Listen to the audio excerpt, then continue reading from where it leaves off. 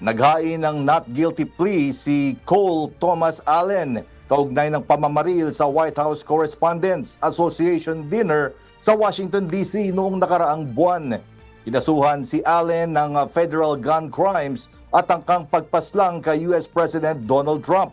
Ayon sa mga prosecutor, tumakbo ang suspect lampas sa metal detector habang may hawak na shotgun bago nagpapatok malapit sa security checkpoint. Natagpuan din umano sa kaniyang hotel room ang mga armas, bala, kutsilyo at iba pang kagamitan bago ang insidente. Agad siyang napigilan ng mga ahente ng US Secret Service bago makarating sa ballroom kung saan ginaganap ang pagtitipon.